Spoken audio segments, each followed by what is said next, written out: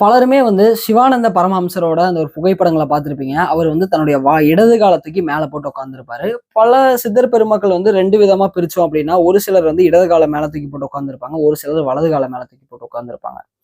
இவங்க என்ன சொல்லுவாங்கன்னா, இடது கால மேல தூக்கி போட்டு உட்கார்ந்து பயிற்சி பண்றது தான் நல்லதுன்னு சொல்லுவாங்க. இடகலையில பண்றதுன்னு. இன்னொரு சிலர் சாரார் வந்து வலது கால தூக்கி போட்டு சூரிய கலையில பண்றது தான் வந்து சிறந்ததுன்னு சொல்லுவாங்க. இது 2ல எதுங்க சரி? எதங்க நான் ஃபாலோ பண்றோம்? அப்படிங்கிற ஒரு சந்தேகம் உங்க எல்லாத்துக்குமே இன்னைக்கு வரைக்கும் இருந்திருக்கும்.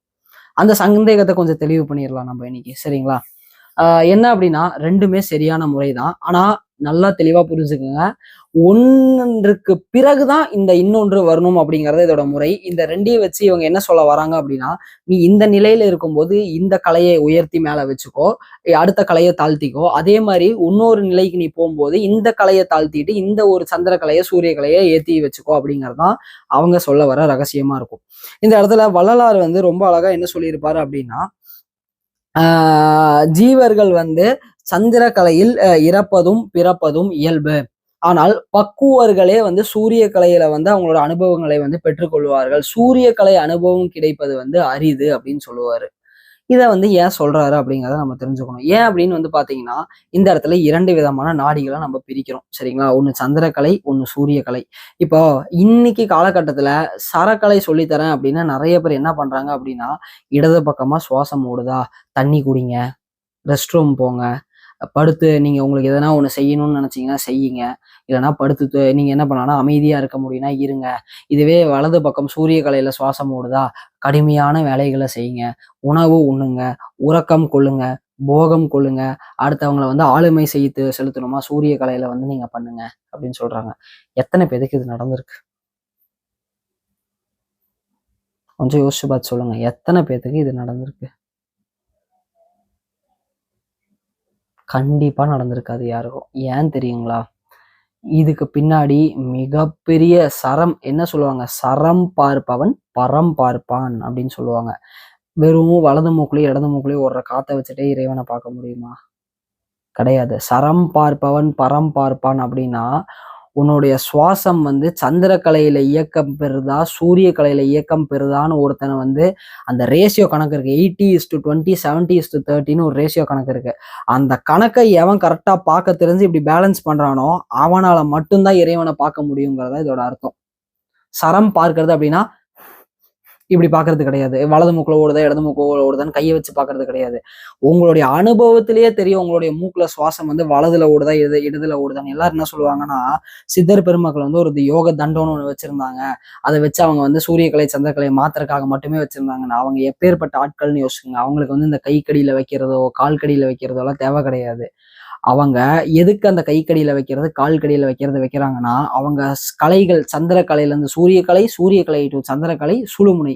இது 3யுமே அவங்க எப்படி தெரியுங்களா மாத்துவாங்க? இந்த மாரி வந்து கைக்கடியில துணி வச்சோ, கைக்கடியில தண்டம் வச்சோ, கால தூக்கி மேல போட்டு வச்சோலாம் மாத்த மாட்டாங்க. கண்ண மூடி அவங்களுக்கு சுவாசம் எந்த பக்கமா மாறணுங்கிறத அதுக்கு தகுந்த மாரி டக்குன்னு மாத்திருவாங்க. இந்த நேரத்துல எனக்கு எனக்கு சந்திரக்கலை செயல்பட்டா தான் நான் இந்த செயல செய்யறக்கான அந்த ஒரு அறிவு, தெளிவு எனக்கு கிடைக்குமா? சந்திரக்கலைக்கு மாத்து. சூரிய கலையில செயல்பட்டா தான் என்னால இந்த செயல்ல வெற்றியாக முடியுமா? ஜெயமாக முடியுமா? இதுக்கு ஏத்த மாரி மாத்துன்னு மாத்திப்பாங்க. அது எப்படி மாத்துவாங்களாம்? தன்னுடைய மனம் அப்படிங்கிற ஒரு விஷயம் இருக்கு இல்லையா? அவங்களோட மனம்லாம் சுத்த மனமா அட்வான்ஸ்டா இருக்கும். அத வச்சு என்ன பண்ணுவாங்கன்னா, கலைகள வந்து மாற்றி, மாற்றி, மாற்றி விளையாடுவாங்க. அந்த கலை இப்ப சூரிய கலைக்கு மாத்திருவாங்க, சந்திர கலைக்கு மாத்திருவாங்க. அத என்ன பண்ணும்னா, அதிலேயே அவங்க கவனம் இருக்கக்கூடாது. அத நிலைபெறுத்தி நிக்க வைக்கணுங்கிறதுக்காக தான் இடது கால தூக்கி மேல போடுவாங்க, இல்ல வலது கால தூக்கி மேல போடுவாங்க. யோக தண்டத்த பயன்படுத்துவாங்க. இதுதான் யோக தண்டம் யூஸ் பண்றதோட ரகசியம். நீங்க எவ்வளோ நேரம் நீங்க கவனிச்சு பார்த்தீங்கன்னா தெரியும். ஒரு சிலருக்குலாம் வந்து பார்த்தீங்கன்னா, 4 மணி நேரம் ஆனாலும் அந்த கலை மாறவே மாறாது. கைக்கடியில இப்படியே வச்சுட்டே உட்காந்துருப்பாங்க. இப்படியே வச்சுட்டே உட்காந்துறதால அது மாறுமானா? மாறாது. இதுல யோக தண்டம் என்னென்னமோ இது வந்து கொஞ்சம் வருஷத்துக்கு முன்னாடி இந்த ட்ரெண்ட் இருந்துச்சு. யோக தண்டம் வந்து வச்சீங்கன்னா பயங்கரமா வேலை செய்யும். சித்தர்களையே பயன்படுத்தினார்கள் அப்படின்னு. அந்த டிராயிங் போட்டது யாரு? நம்ம தானே. இப்ப இருக்க மனுஷங்க தானே அந்த வரைபடத்தையே வரைஞ்சது. அப்ப இருக்கவங்க யாராவது புகைப்படம் குடுத்துட்டு போனாங்களா? கிடையாது இல்லையா? அப்போ இந்த யோக தண்டம் இதெல்லாம் எதுக்கு பயன்படுத்தப்படும் அப்படின்னா, இந்த கலைய நான் நீட்டிச்சு வைக்கணுங்கிறதுக்காக பயன்படுத்துது. கலை மாத்துவதற்கு உண்மையான ரகசியம் என்னன்னா, கைகள பயன்படுத்தாம, உங்களுடைய கால்கள் எதையும் பயன்படுத்தாம, மூச்சு அப்படிங்கிறது வந்து பார்த்தீங்கன்னா, அது கண்ணுக்கு தெரியாத ஒரு விஷயம். சரிங்களா? அது நமக்குள்ள போயிட்டு, போயிட்டு வந்துட்டு இருக்கு. அத நம்மளுடைய மனோசக்தினால என்ன சொல்லுவாங்க? எங்க காத்து போதோ, மனசு அங்க போகுதுன்னு சொல்லுவாங்களா? மனதை வைத்து அந்த கலைகளை அப்படியும் முன்னும், பின்னும் மாத்தி, மாத்தி வச்சுப்பாங்க. ஒரு கலை வந்து மேல் நோக்கியும் ஒரு கலை கீழ் நோக்கியும் தான் போகும். இதுக்கான ரகசியங்களை நம்ம வந்து வெளிப்படையா இப்ப சொல்ல முடியாது. ஏன்னா சில விஷயங்கள் மறைப்பா வைக்கிறதா நல்லது. அது இல்லாம நம்ம சில விஷயங்களை வெளிப்படையா சொல்லிக் கொடுத்தா ஒரு சிலருக்கு வந்து சங்கடம் வேற ஆயிடுது போல. ஏன் எல்லாரும் மறைச்சு வச்சதை ஓப்பனா சொல்லி தரீங்க அப்படிங்கிறது.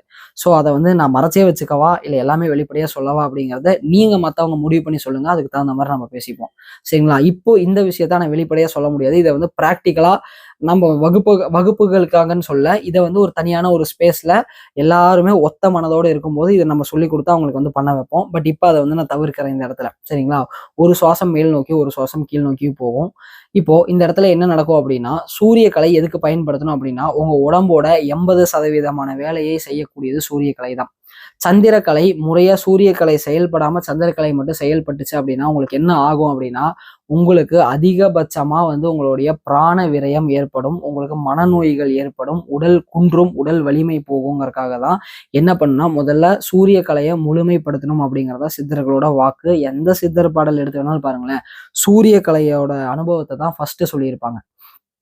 அப்புறம் ஏன் சிவானந்த பரமஹம்சர் இடகலைக்கு போனாருன்னு கேட்டீங்கன்னா, அவர் நான் சூரிய கலையை முடிச்சு அடுத்து இடகலையில இருக்கேன் அப்படிங்கிறத சொல்றாரு. அப்ப இவங்கெல்லாம் இல்லையா அப்படின்னு கேட்டா, இவங்க வந்து இதை முடிக்கிறதுக்கான வழிகள் என்ன அப்படின்னு ஆல்ரெடி சொல்லியிருக்காங்க. இதை முடிச்சு நான் அங்க போய் உட்கார்ந்துருக்கேன் அப்படிங்கிறத அவர் சொல்றாரு. ஏன்னா சிவானந்த பரமஹம்சரோட முறை வந்து கதாகத முறை. அது வந்து என்ன பண்ணா சுவாசத்தை கீழ இருந்து மேல் நோக்கி ஏத்துற முறை. சரிங்களா? அதுக்கு அந்த இடத்துக்கு போகும்போது சந்திரக்கலை சிறப்பா செயல்படும். சித்தர்களோட முறை வந்து 6 ஆதாரங்களையுமே எழுப்பி மேல கொண்டு போற முறை. அதுக்கு சூரியக்கலை தான் செயல்படும். சரிங்களா? கண்டம் வரைக்கும் உங்களுடைய அந்த கண்டம்ல இருந்து இந்த இடம் வரைக்கும் பாத்தீங்களா, இது வரைக்குமே கரெக்டா வந்து பாத்தீங்கன்னா சூரியக்கலை மட்டும்தான் செயல்படும். கரெக்டா எக்ஸாக்டா சொல்லணும்னா இங்க இருந்து இது வரைக்கும் போற வரைக்கும் சூரியக்கலை. இதுக்கப்புறம் மேல போகும்போது மாறும்போது என்ன ஆகும்னா, இதை தாண்டி போகும்போது என்ன ஆகும்னா சந்திரக்கலை செயல்படும். மேல போய் நடுநிலைமையில் நிற்கும் போது அக்னி கலையா அது ரெண்டுமே சேர்ந்து செயல்படும். சரிங்களா? இது இது வந்து பாத்தீங்கன்னா இது ஒரு 70%, அது ஒரு 20%, அது ஒரு 10% அப்படிங்கிற மாதிரி வேலை செய்யும். இப்போ சூரியக்கலை என்ன பண்ணும்னா உங்களுடைய உடலை பலப்படுத்தும். சரிங்களா? அதே மாதிரிதான் அகத்தியரும் அழகா என்ன சொல்லுவாரு அப்படின்னா வந்து, அந்த உயிரெழுத்துக்குன்னு ஒரு பாட்டு வச்சிருப்பாரு இல்லையா? உண்ணும் போது உயிரெழுத்தை உயர வாங்கு, உறங்குகின்ற போதெல்லாம் அதுவே ஆச்சு. பெண்ணின் பால் இந்திரியம் விடும்போதெல்லாம் பேணி அவத்தேன் இல்லை. இப்படி செய்யறவங்க வந்து மண்ணுளி காலம் வரை வாழ்வாரு பாருன்னு சொல்லுவாரு. உயிரெழுத்து அப்படின்னா என்ன நினைச்சுக்கிறாங்கன்னா ஆன்னு நினைச்சுக்கிறாங்க. ஆனா உயிரோட எழுத்து எப்படின்னா சரிங்களா? அப்படிங்கிறது உகாரம். உகாரம் எதை குறிக்குன்னா சூரிய கலையை குறிக்கக்கூடிய ஒரு ரகசியமான ஒரு சொல். அந்த சூரிய கலையில தான் நீங்க வந்து எல்லா விஷயங்களையும் பண்ணணும். மேக்சிமம் நீங்க சூரிய கலையில தான் பண்ணணும் அப்படிங்கிறத நீங்க தெரிஞ்சுக்கங்க. இந்த சூரிய கலையை முதல்ல நீங்க வந்து கைவசப்படுத்தணும், கைவல்யப்படுத்தணும், பக்குவப்படுத்தணும். சூரிய கலை அனுபவம் வர ஆரம்பிச்சுன்னா உடல் வந்து அப்படி ஒரு அனலான உஷ்ணத்துக்குள்ள வரும். சுத்த உஷ்ணத்தை கிரியேட் பண்ண ஆரம்பிக்கும். இந்த சூரியன் எவ்வளோக்கு ரொம்ப சிம்பிளா உலகத்திலேயே பாருங்களேன், சூரியன் எவ்வளோக்கு எவ்வளோ பிரகாசத்தை கொடுக்குதோ அதை வச்சுதான் சந்திரன் வந்து ஒளி நமக்கு கொடுக்குது பூமிக்கு. அதேதான் எவ்வளோக்கு எவ்வளோ சூரியக்கலை ஆற்றல் மிக்கதா சக்தி வாய்ந்ததா இருக்கோ அந்த அளவுக்கு தான் சந்திரக்கலை செயல்படும் தெரிஞ்சுக்கோங்க.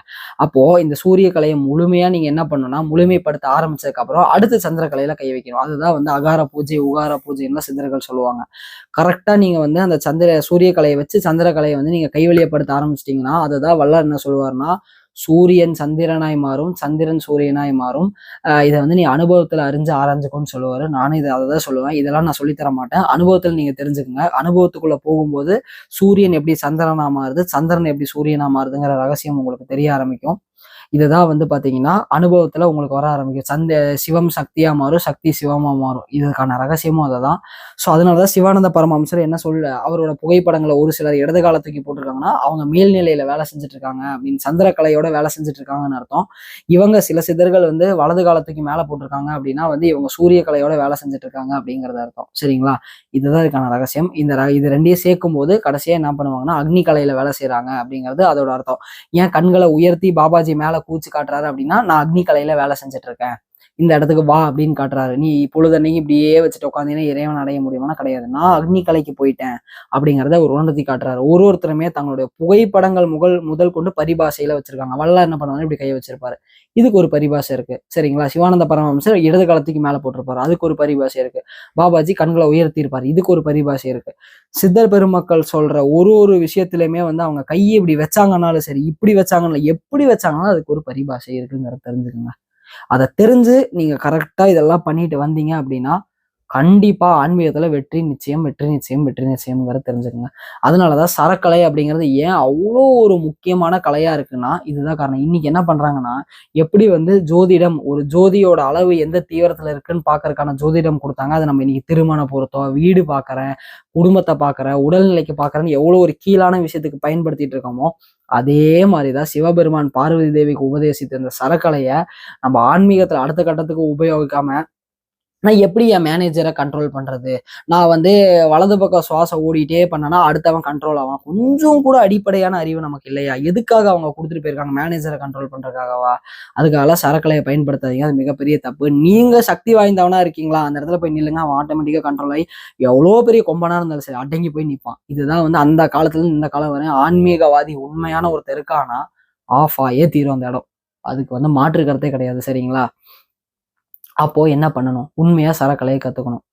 சரக்கலை அப்படிங்கிறத கரெக்டா கத்துக்கிட்டீங்க அப்படின்னா, ரொம்ப தெளிவா இந்த சும்மா அதுக்கு யூஸ் பண்றேன், இதுக்கு யூஸ் பண்றேன் இல்லாம, முதல்ல ஃபர்ஸ்ட் டாபிக்கே சரம்னா என்ன? ஏன் இந்த வார்த்தைய சொன்னாங்க? சரம் பார்ப்பான், பரம் பார்ப்பான்னு ஏன் சொன்னாங்க? இதுக்கு தெளிவான விளக்கம். சரிங்களா? இடது கால் என்ன பண்ணுது? வலது கால் என்ன பண்ணுது? இடது சுவாசம் என்ன பண்ணுது? வலது சுவாசம் என்ன பண்ணுது? ஏன் இடது மூக்குல சுவாசம் ஓடுது? ஏன் வலது மூக்குல சுவாசம் ஓடுதுன்னு இப்படி இறங்குங்க உள்ள. இடதுல ஓடுது, வலதுல ஓடுதுன்னா இதுவே ஆச்சரியமா பாக்குறீங்க எல்லாருமே. ஏன் இடது மூக்குல இந்த நேரத்துல இடது மூக்குல சுவாசம் ஏன் ஓடுது? இந்த இடத்துல இடது மூக்குல ஓடும்போது என்ன விதமான அனுபவம் எனக்குள்ள நிகழுது? இது யாராவது கவனிச்சிருக்கீங்களா? வலது மூக்குல ஓடும்போது ஏன் இந்த விதமான அனுபவம் எனக்கு நிகழுது? இந்த வலது மூக்குல ஓடும்போது, இடது மூக்குல ஓடும்போது முழுமையா எந்த மூக்குமே அடையப்படாது. மூக்கு உங்களுக்கு ஜலதோஷம் இருந்தா மட்டும் தான் அடையப்படுமே தவிர வேற எப்பவுமே அடையப்படாது. அப்பவுமே மெல்லியதா காத்து வந்துட்டு தான் போயிட்டு இருக்கும். அப்ப எந்த இப்ப சூரிய கலையில ஓடுதுன்னா, சூரிய கலையில ஒரு 80% சுவாசமும் சந்திர கலையில 20% வரும். ஏன் அப்படி வருது? ஏன் 2 மூக்குலயும் இப்படி வந்துட்டு வந்துட்டு போகுது? அப்படிங்கிறத யோசிங்க. அதே மாதிரி சரக்கலையை பொறுத்த வரைக்கும் இன்னொரு ரகசியம், காற்றுலயே வந்து 5 பஞ்சபூதமும் இருக்கு. காற்று வந்து பாத்தீங்கன்னா, நீங்க எல்லாம் என்ன நினைச்சிட்டு இருப்பீங்க? சுவாசம் இப்படி வருது, இப்படி போகுதுன்னு. அதாவது மூக்கோட இந்த நுனி வழியா இந்த நுனியை ஒட்டி காத்து வெளியே வந்துட்டு போகும். இந்த இடத்து வழியா வந்துட்டு போகும். இந்த இந்த எந்த இடத்தையும் தொடாம நேரா வந்துட்டு போகும். ஒரு சுவாசம் இப்படி மேல போய் இப்படி இப்படி இழுக்கும் போது ஒரு மாதிரியும், இப்படி விடும்போது இப்படி மேல போயிட்டு இப்படி போகும். இந்த மாதிரி 5 விதமான பூதங்களையுமே மண், நெருப்பு, நீர், காற்று, ஆகாயம்னு 5 பூதத்தையுமே சுவாசம், சரக்கலையை வச்சு நம்மளால கண்ட்ரோல் பண்ண முடியும். இது எல்லாத்தையும் கைவல்யப்படுத்துனீங்கன்னா அப்ப தெரியும் சரம் பார்ப்பான் ஏன் பரம் பார்ப்பான்னு சொல்றாங்கன்னு.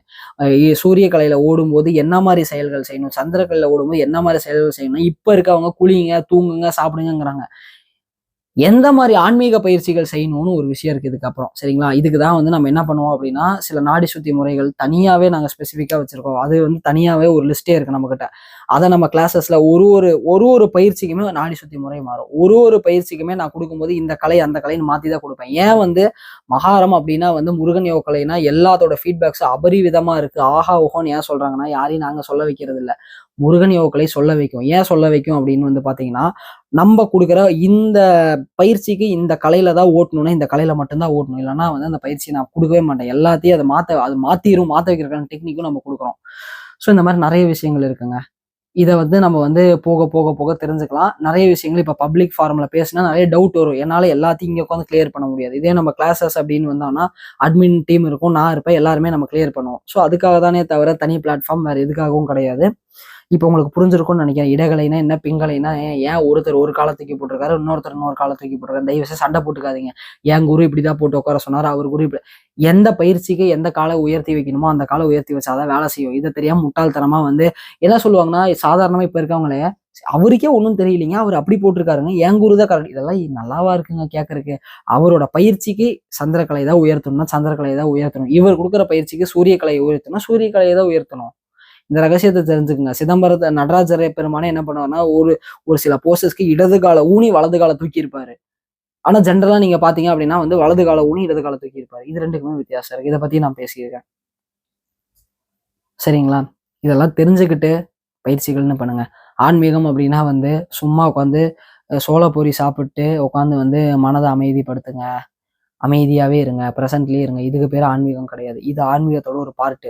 சித்தர்களோட மார்க்கத்துக்குள்ள வந்தீங்கன்னா, இது கசகசன்னு கடல் மாரிங்க. இது வேற மாதிரி இழுத்துட்டு போகும். இதுக்குள்ள வந்தீங்கன்னா, உங்களுடைய மூச்சுல இருந்து, உங்க கண் இமைகள்ல இருந்து என்னெல்லாம் கண்டுபிடிச்சு வச்சிருக்காங்க பாருங்களேன். கண்கள் இப்படி இப்படி இமைக்கணும்னா அதுக்கு ஒரு வாயு வந்து வேலை செய்யுது.